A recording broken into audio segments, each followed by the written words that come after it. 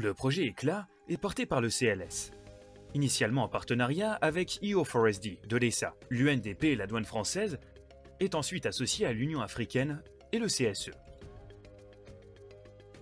Le lac Tchad est une région qui fait face à de nombreux défis dans un contexte particulièrement difficile. Le changement climatique est l'un des principaux facteurs de la fragilité, des conflits et de la violence endémique rencontrée dans la région. Les variations extrêmes de température et des précipitations, ainsi que la fréquence des inondations et des épisodes de sécheresse, devraient augmenter dans les 4 pays bordant le lac Tchad pour les années à venir. Ces événements affectent gravement la sécurité alimentaire, qui entraînent des déplacements de population vers des camps de réfugiés, augmentant toujours plus le risque de conflits et de situations de violence dans la région. L'information sur l'occupation du sol est indispensable dans un contexte où les enjeux de développement sont au centre de l'attention. Elle permet d'assurer un environnement fiable et sécuritaire pour l'avenir de millions de personnes. L'objectif du projet Éclat, évolution climatique dans la région du lac Tchad, est de fournir des outils automatisés pour l'aide à la décision, à partir d'imagerie satellite, pour observer, évaluer et prédire des impacts de l'évolution climatique dans la région du lac Tchad et sur quelques milieux naturels fragiles en Afrique. Le service est décliné autour de plusieurs thématiques.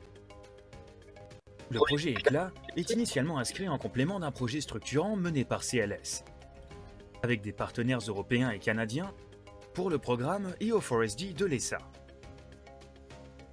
Il utilise les informations satellitaires mises à disposition, couplées avec des données de recensement, issues du satellite Sentinel, ainsi que des données climatiques pour évaluer la disponibilité de ressources et la pression portée au fil du temps. Ces données permettent un suivi de l'environnement sur des étendues très grandes que permettent de couvrir les images. Le développement du projet Éclat s'inscrit aussi dans la concertation avec les autorités locales et les principaux décideurs dans la région. L'interlocuteur principal porteur de besoins locaux a été le Centre suivi écologique du Sénégal.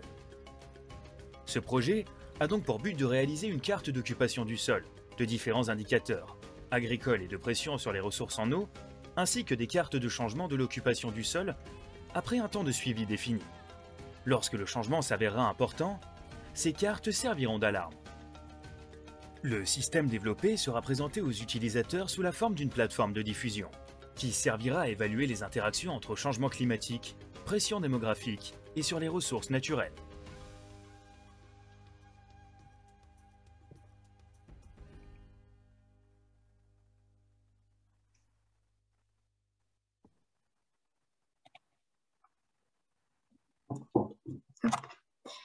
Et c'est Santiago qui va nous présenter ce projet.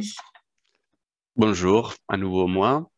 Normalement, c'est CLS qui devrait pouvoir présenter. C'était CLS qui a été porteur et lead des propositions pour ce projet.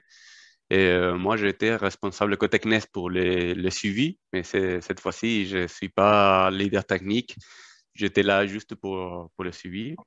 Donc, on va faire une présentation, notamment, bon, vous avez vu dans cette vidéo de comment ces projets apportés au tout début en travaillant avec des orientations avec les PNUD et des liens qu'on avait sur le lac Tchad. Et petit à petit, on a tourné à quelque chose de plus large sur les zones humides et notamment qu'on a étendu des parcs W au Niger et lac Tok Tok, on verra au Sénégal, grâce à nos partenaires de Union africaine et le Centre suivi écologique. Donc, il y a eu une transition, c'est pour ça que ce projet a eu des caractéristiques assez fortes et on va maintenant concrétiser avec cette présentation. Quels sont les indicateurs et comment ça a été réalisé ce projet-là. Donc, comme dit dans la vidéo, une des sources de données a été les séries de données venant notamment cette fois-ci de série Copernicus de Sentinel-2. Et ensuite, une autre source de données, c'était d'utiliser d'autres cartes d'occupation des sols qui sont issues aussi du satellite, des cartes globales, qui sont disponibles en Afrique. Donc, ces deux types de données ont été exploitées pour générer de nouvelles cartes d'occupation des sols. Une carte d'occupation des sols, finalement, en anglais, c'est un peu plus clair parce que ça peut être les langues couvertes, mais aussi l'usage.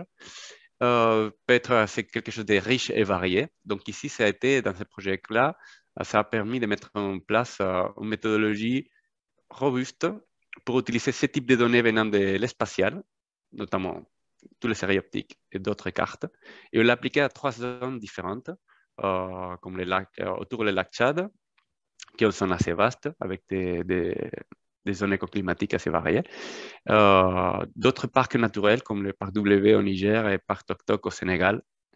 Et finalement, grâce à ces projets, on a travaillé sur le développement d'indicateurs d'intérêt pour nos interfaces. Notamment, c'était avec le Centre civil africain. Et on a eu besoin de développer des indicateurs pour la pression agricole et après la pression urbaine et les ressources en eau. On peut passer à la planche suivante. Merci. Donc, aujourd'hui, on est à la fin du projet.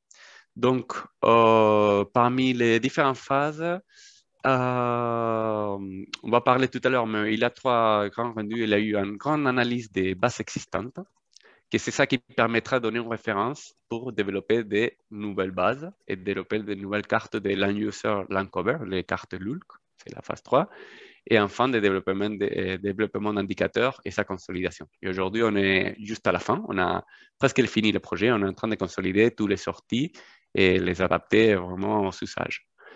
Donc, maintenant, on va voir quels sont les 3 résultats principaux de cette étude. On va voir de ces projets avec la planche suivante, s'il vous plaît.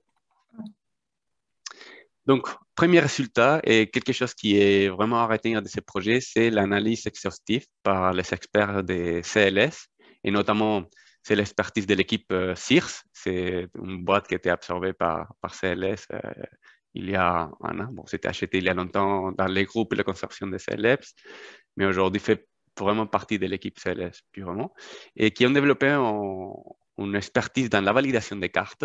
Et eux, ils ont fourni quelque chose qui est précieux pour le reste des projets, c'est une analyse de toutes les cartes existantes et à travers une validation par photo-interprétation dans les différentes zones d'intérêt qu'on avait en Afrique, notamment autour du Sénégal et autour du lac Tchad. Donc, ça a permis des cartes comme Copernicus Land-Cover ou des différentes cartes des ACCI ou autres. Donc, on a une liste assez conséquente des différentes cartes et des différentes couches à l'intérieur de chacune des cartes, d'avoir une évaluation de sa qualité et d'utiliser d'autres types d'indicateurs ou d'autres types de critères pour faire une évaluation pleine.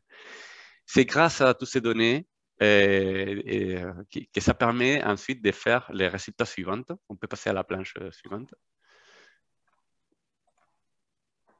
C'est de pouvoir générer de nouvelles cartes d'occupation des sols pour les nouvelles saisons, les nouvelles années sur les zones d'intérêt. Ici, on voit des exemples sur les zones, notamment la partie du delta Sénégal, et en plus d'autres exemples qu'on voit à droite, d'autres cartes qui ont été des cartes d'occupation des sols, plus dans la zone du lac Tchad. On peut passer à la planche suivante. Et enfin, l'exploitation de ce type de cartes, plus l'utilisation des séries temporelles de satellites, ont permis de développer, conjointement avec l'Union africaine et le Centre civil écologique de Dakar, développer des indicateurs qu'on va montrer ici. Le premier, c'est en relation avec les ressources agricoles et la pression. Un premier problématique qu'on avait, notamment dans le suivi des cultures, c'était les problèmes de salinisation et les problèmes de rotation de culture. Il fallait connaître année par année quelles sont les parcelles qui sont exploitées ou pas, et lesquels sont mis ou soumis en production en double saison, juste une saison la première, juste une saison la deuxième, ou vraiment pas d'activité. Donc, ça a permis, avec les méthodes développées par CLS, d'établir quelles sont les différentes parcelles d'activité année par année, qu'on voit en haut avec la série pour chaque année. Et en bas, on peut avoir déjà quelles sont les différences si on veut comparer entre différentes années. Par exemple, 2019 était une année avec...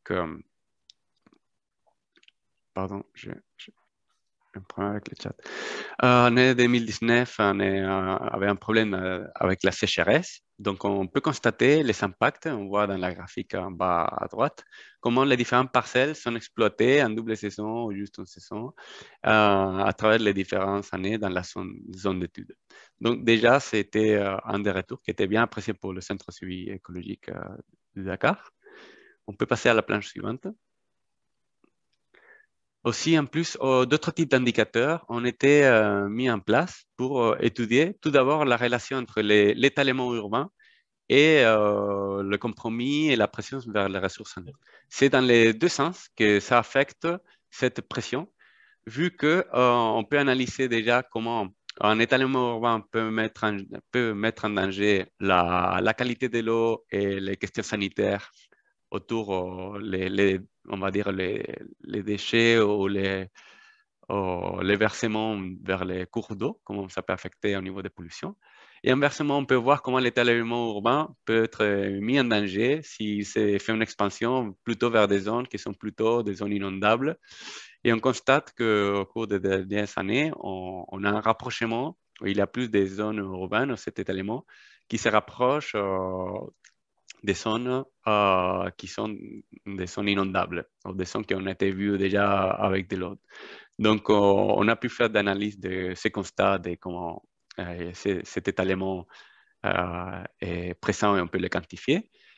Et en bas, on va retrouver un autre type d'analyse, c'est uniquement confronter les données d'augmentation des populations confronté à l'étalement urbain et voir un problème, notamment peut-être de densification urbaine, qui a été mesuré au cours des dernières 20 années et qui a été, il a eu une analyse qui montre que, bon, en regardant par exemple les 3 dernières années, on continue à avoir bon, j'ai parlé tout le temps sur un problème d'expansion urbaine et des problèmes. Et c'est maintenant dans la zone de N'Djamena, la ville de N'Djamena, qui fait partie de cette zone autour du lac Tchad. Donc, dans cette ville de N'Djamena, on a constaté des problèmes aussi d'une expansion constante de densification qui n'augmente pas des CC, qui est visible, qu'on a pu constater avec nos indicateurs. Donc, on peut passer à la planche suivante. Donc, ce projet a permis donc, de mettre en place une méthodologie, d'avoir certains types d'indicateurs et des cartes. Aujourd'hui, quelles sont les relations avec d'autres projets? Déjà, on a eu beaucoup d'échanges avec les laboratoires CESBio. C'est lui qui a fourni une partie importante de la méthodologie, c'est la chaîne de classification. On a eu beaucoup d'échanges avec eux parce qu'en parallèle, on développe d'autres cartes d'occupation des sols à grande échelle pour l'Afrique de l'Ouest. Donc, on a confronté la méthodologie développée par ECLAT avec d'autres méthodologies développées avec le CESVIO pour comparer des cartes qu'on a développées avec des méthodes différentes basées sur IOTA 2 sur des zones aussi au Sénégal, autour du lac Tchad. Et on a pu constater et voir des améliorations. Et on voit que l'approche du projet ECLAT, grâce à avoir suivi et utilisé les bonnes cartes d'occupation des sols, permet une bonne qualité. Par contre, ça nécessite toujours une analyse au préalable avec l'expertise des CIRS, avec l'exploitation des données par photo-interprétation. Un deuxième point, on verra que tous ces indicateurs peuvent être d'intérêt pour d'autres projets. On va voir cet après-midi si c'est le cas, notamment avec AFD. Il y a des projets qui sont visés pour le développement autour aussi la zone du lac Tchad. Et on verra si ces indicateurs sont finalement d'intérêt et sont retenus pour travailler avec l'AFD et développer conjointement avec CLS. Et enfin, on voit que sur d'autres projets ESCO, ce type de travail et nos retours, notamment les cartes de référence, peut être partagé pour améliorer les résultats dans des projets comme ADOPT, qui est un projet autour des parcs naturels, ou des projets dans le suivi agricole, notamment comme Vietaro pour le suivi du riz en sud-est asiatique, ou le projet UNESCO RICE. Donc, on voit que dans les deux projets, on pourra apporter. Bon, Vietaro aussi est plus confronté pour les sujets des inondations. Et voilà, ça c'est la présentation. Merci Santiago. Avez-vous des questions concernant ce projet? Si personne n'en a, j'en ai une, Santiago. Les cartographies qui ont été produites dans le cadre du projet Éclate, là, ce sont des cartographies qui donc, j'ai vu, c'était 2018-2021, etc. Mais est-ce que du coup, on a fait suffisamment de renforcement des capacités localement pour que le centre d'écologie, pardon, j'ai pas retenu son nom. Centre de suivi Voilà, écologique. le centre de suivi écologique puisse les reproduire de manière régulière en fonction de ses besoins? Alors, pour les reproduire eux-mêmes, c'est plus complexe. On n'envisageait pas. C'était plus avec eux un partage de nos cartes qui vont être déjà mis en place avec eux parce qu'ils travaillent déjà avec Servir, avec NASA, avec des initiatives. Donc, eux, ils vont profiter pour partager aussi les résultats des projets Éclat dans leur serveur. Mais nous, on cherche aussi que CLS puisse aussi, on est là dans cette partie finale de consolidation, des mises à mis, des partages pour notamment tous les éléments qui ont été produits dans ces projets, notamment Oui. les rapports. Que ça puisse devenir un service récurrent, quoi. C'est ça que je veux dire, moyennant, je sais pas quoi, mais que à l'avenir, même si ça s'améliore, ils puissent avoir accès à ces informations en tant que de besoin. Oui. Sako, vous souhaitez prendre la parole?